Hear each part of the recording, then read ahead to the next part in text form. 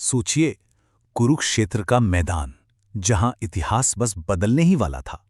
लेकिन योद्धा अर्जुन को अंदाजा भी नहीं था कि वो कुछ ऐसा देखने वाला है जो इंसानी समझ से, कल्पना से बिल्कुल परे है। चलिए उसके साथ इस हैरान कर देने वाले सफर पर चलते हैं। जरा सोचिए, क्या हो अगर समय खुद एक जीता जागता रूप लेकर किसी के सामने आ खड़ा हो।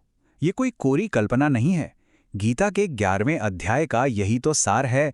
यही वो अनुभव है जो अर्जुन के साथ हुआ था। आप देखिए, कृष्ण का ये रूप अर्जुन के देखे हुए किसी भी भव्य रूप से एकदम अलग था। ये था काला रूप, मतलब समय का वो विनाशकारी चेहरा जो सब कुछ निगल जाने पर तुला हो।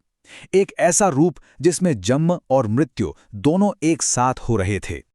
और फिर कृष्ण खुद बताते हैं कि इस रूप का मकसद क्या है। और वो जो कहते हैं, वो शब्द सदियों बाद भी कानों में गूंजते हैं। ये कोई सिर्फ एक दर्शन नहीं था, ये एक ऐलान था, एक ऐसी सच्चाई जिसे टाला ही नहीं जा सकता। और यहीं पर एक बहुत बड़ा टकराव देखने को मिलता है।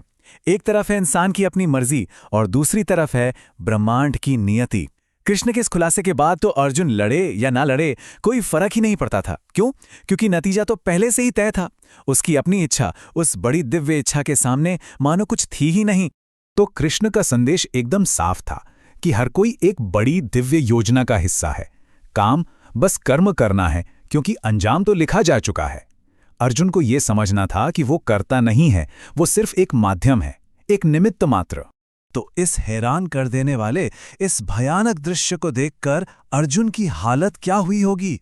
वो तो डर से कांप रहा था और उसकी प्रतिक्रिया बिल्कुल वैसी थी जैसी किसी भी इंसान की होती।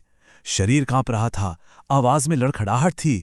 वो बार बार प्रणाम कर रहा था और बस यही विनती कर रहा था कि ये दर्शन, ये भयानक रूप खत्म हो जाए। अब अर्जुन को बहुत पछतावा हो रहा था। उसे एहसास हुआ कि जिसे वो अपना दोस्त, अपना सखा समझता रहा, वो तो पूरे ब्रह्मांड का स्वामी है। वो उन सारे पलों के लिए माफी मांगता है जब भी उसने कृष्ण को अपना बराबर का मानकर मजाक में या यूं ही बिना सोचे समझे कुछ भी कह दिया था। इस खौफनाक अनुभव के बाद अर्जुन को और कुछ नहीं, बस थोड़ा सुकून चाहिए था। वो कृष्ण से विनती करता है कि अपने उसी 2 हाथों वाले इंसानी रूप में वापस आ जाओ, जिसे वो जानता है, जिससे वो प्रेम करता है। उसे वो ब्रह्मांडीय शक्ति नहीं चाहिए थी, उसे तो अपना प्यारा दोस्त वापस चाहिए था। तो सवाल ये उठता है कि क्या वो सब कुछ निगल जाने वाला भयानक रूप ही आखिरी सच है, या फिर इसके पीछे भी कोई गहरा राज छिपा हुआ है। यही सवाल हमें कहानी के सबसे दिलचस्प मोड़ पर ले जाता है। और यहीं कहानी में एक गजब का ट्विस्ट आता है। कृष्ण कहते हैं कि उनका वो सीधा साधा 2 हाथों वाला इंसानी रूप असल में सुदूरदर्शन है। मतलब उसे देख पाना, उसे सच में समझ पाना और भी ज्यादा मुश्किल और दुर्लभ है। जहां वो विशाल रूप ताकत और ऐश्वर्य दिखाता है, वहीं ये इंसानी रूप प्रेम और एक व्यक्तिगत रिश्ते का मौका देता है। और गीता में इसी को और भी गहरा रहस्य माना गया है। तो फिर सवाल है, इस सबसे गहरे व्यक्तिगत सच को देखा कैसे जाए? गीता इसका एक ही रास्ता बताती है, भक्ति योग। यानी सिर्फ और सिर्फ भक्ति और प्रेम का रास्ता। एक ऐसा कनेक्शन जो ज्ञान और बड़े बड़े यज्ञों की सीमाओं से भी कहीं ऊपर है। और कृष्ण इस अध्याय के अंत में भक्ति के रास्ते पर चलने का एक बिल्कुल साफ फॉर्मूला देते हैं।